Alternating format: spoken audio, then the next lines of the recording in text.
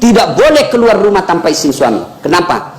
Sebab dosa-dosanya istri ditanggung oleh suami. Kenapa suami tidak boleh, tidak harus minta izin ketika mau keluar sama istri? Bukan wajib, hanya pemberitahuan, anjuran saja. Kenapa? Karena dosanya suami tidak ditanggung sama istri. Istri harus, kenapa?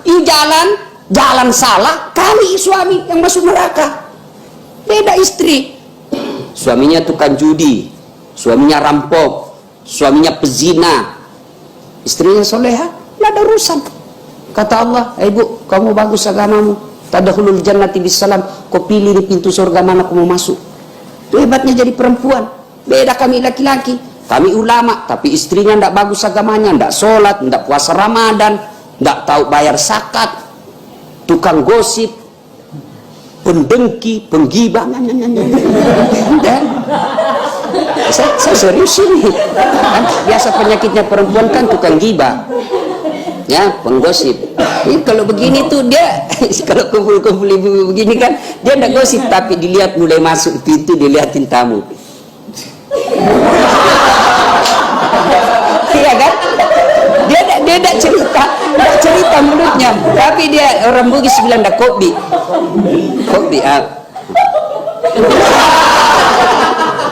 itu penyakitnya kan. Nah, kalau istri seperti ini, maka suami yang tanggung dosanya. Kenapa istrimu tidak sholat? Kenapa istrimu tidak puasa? Kenapa istrimu itu sudah harusnya haji padahal dia sudah mampu? Kami semua yang tanggung. Itulah ayat yang mengatakan ku ampusakum wa ahlikum nar.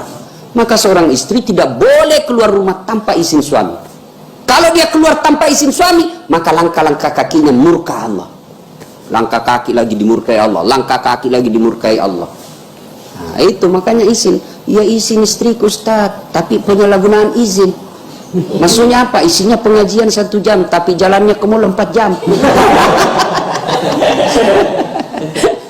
Nah, ya, sudah ringkas kisah. Kemudian itulah, kemudian yang tumpukan batu itulah Bapak Ibu ya. Tumpukan batu itulah yang Ka'bah sekarang. Nah, pergilah Ibrahim meninggalkan Ismail kecil balita waktu itu bersama Siti Hajar. Tidak ada manusia, ya, tidak ada pohon, tidak ada air sumber kehidupan. Menangislah Ismail kecil, kehausan. Lalu Siti Hajar tidak putus asa, dia tidak tinggal saja berdoa. Tapi apa yang dilakukan? Dia mencari air. Ya, begitu anaknya kehausan, lari-lari Siti Hajar. Dia melihat Fata Morgana. Tahu adik-adik Fata Morgana kan? Tahu Pak ya? Itu kalau kita berdiri di aspal kan, di pinggir jalan kan seolah-olah ada air kan di situ. Seperti itulah Siti Hajar di padang pasir. Dia lihat kayak ada air, dia lari ke sana. Sampai di sana ternyata tidak ada lain. Lari lagi, tidak ada. Lari lagi, tidak ada. Ah, itulah ritual haji sekarang, yaitu sa'i antara Safa dan Marwah. Ya kan?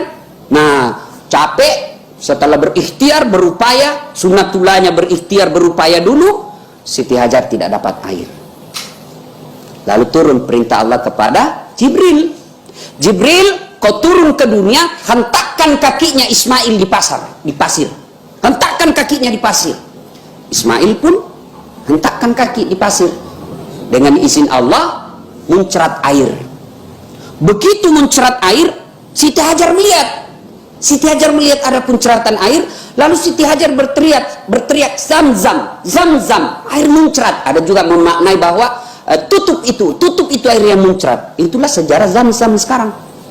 Nah, ibu bapak yang belum pernah minum air Zam-Zam, para pemirsa yang belum pernah minum Zam-Zam, berdoa mudah-mudahan wabah segera berlalu, kita bisa ke Baitullah. Amin. Nah, bersama Dasat Latif.